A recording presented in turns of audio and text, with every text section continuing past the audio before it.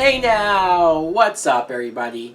My name is Mike Brown, aka ReviewKingMB, and I am on day 5 of my 31 days of horror movies, and I've reviewed all of the original Texas Chainsaw Massacre movies, so why not do the remake? Yes, Texas Chainsaw Massacre, the remake, is a 2003 horror film that was directed by Marcus Nespel. It was produced by Michael Bay, which I know some people hear that and say, fuck. But don't worry, before you think that this movie went to shit, let's talk about the plot. The plot is we meet these 5 friends who are driving through Texas, traveling to a Leonard Skinner concert. Why not? And along the way, they find this hitchhiker, this girl who just looks utterly traumatized and really fucked up. And when I say really fucked up, she gets out a gun and shoots herself. Dies! And now they're like, fuck, what do we do with this dead body in our van? They have to call the cops, find the sheriff. But, of course, Leatherface shows up. And this night just turns into the worst series of events ever. Now, what I think of the Texas Chainsaw Massacre is, I love this movie. I do. I just, and a lot of it has to do with the fact that this was my first Texas Chainsaw Massacre movie. When it came out, I was like 14, maybe 15 years old. I remember seeing it in the theaters with my friends, and I was just utterly terrified watching this. I remember shaking in the theater over every thing that these characters were going through. I felt for them. I was right there with them through every moment. Let's talk about the characters. We have Erin, played by Jessica Biel. And Jessica Biel, she's an actress that not everybody loves. I know she was coming out of Seventh Heaven, and she wanted to do something different, a horror movie. And I think she's great here. I think this is her best performance, just as far as playing that girl at the beginning who's likable, relatable. And then, over the course of the film, having to go to that dark place, having to, she goes from being emotional and crying to then being a survivor, a fighter, having to do things that she probably wouldn't want to do, but she's willing to do it to survive. I love that. Her boyfriend, Kemper, is played by Eric Balfour. And I like him. He's likable. I mean, the only messed up thing he does, I guess, is he lies to his girlfriend about having pot in the van and maybe trying to sell it. Oops! But besides that, he has a ring in secret for her. He wants to marry her. He wants to provide for her, so you can't help but appreciate that. We have Morgan, who's sort of the goofier one in the group. I like him. Andy and Pepper. Pepper is actually a hitchhiker that they sort of just picked up along the way, but she instantly feels like she's a part of the group. They all feel like they've known each other forever, that they're friends.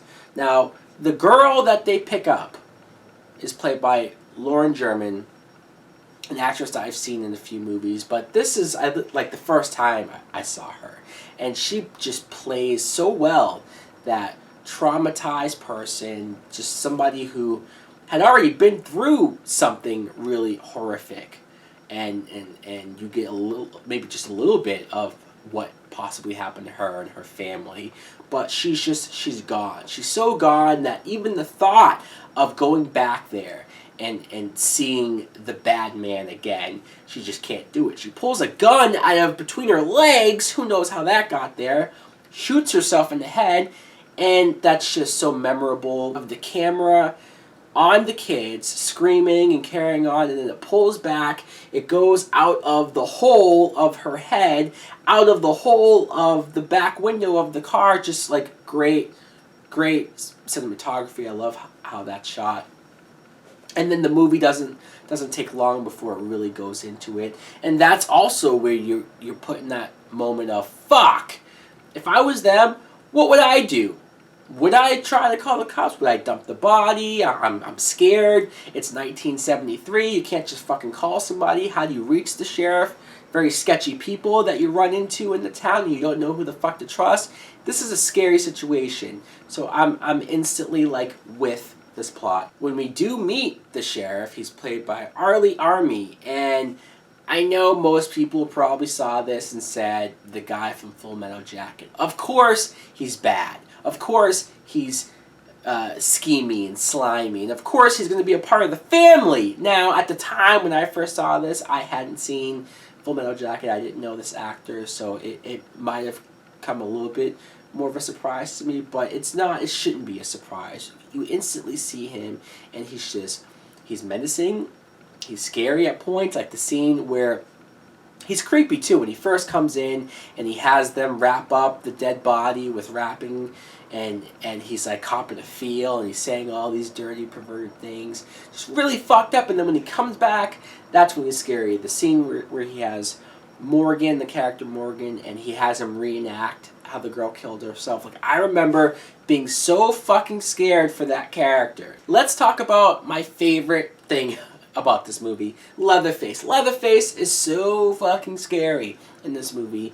I love that they brought him back to basics. The actor who played him, Andrew Bernardsky, he really did everything that I want to see for this character. The fact that there's only slight moments of him being vulnerable, like the scene where the mother of the family briefly talks about him being bullied as a child, and you see him cowering in the corner, or you see him like sewing skin together, making his next face, stuff like that. Creepy, but you get a sense of who he is. 95% of this film, though, he's terrifying, he's scary, he's on the move, he's chasing after them with his chainsaw, he's big, he's hulking, just everything about this guy, his look. This is my favorite look of Leatherface as well. Some of the scariest parts of the movie is when Leatherface is chasing any characters, really, but like at the end when he's chasing Aaron through and they wind up at the meat factory. I love that sequence. Also, what about the fear of like when Aaron runs off, finds the trailer park, and she's interacting with the neighbors, the two women who seem kind of nice until you quickly realize something's fucking up. They want to keep feeding her tea. She sees a baby that's clearly not theirs. The other fat woman, oh my. It's like something is fucked up. Of course they're a part of it. Of course they drugged her, and it's a creepy chain of events. I love the ending. I love how the ending is very much, it doesn't seem like they're trying to milk a sequel. It's not a setup. It very much feels like it's a one-and-done movie. I love that. I love the bookends at the beginning, how they really drive it home that this is supposedly based on a true story. I think by this point people probably knew it wasn't, but I love how they presented it. I love the old footage of the cops going through the house, and even the ending where Leatherface attacks them. Like, I like that they played that aspect up. That this is real, that this really happened. It helps sell it. So guys, clearly I'm talking this movie up. I love it, I do. In fact, I even love it more than the original. I know, blasphemy! I'm not afraid to say it though. I really enjoy this version of the Texas Chainsaw Massacre. So guys, let me know in the comments below, what do you think of the remake? Do you like it as much as I do, or do you think it's not as good as the original? Thanks for watching. Like, comment, subscribe. Later! Please won't you save my desires on fire? Sometimes you need a little peace at home. I'm tired, so wired. Come follow me and I can lose you. Come follow me and take a trip.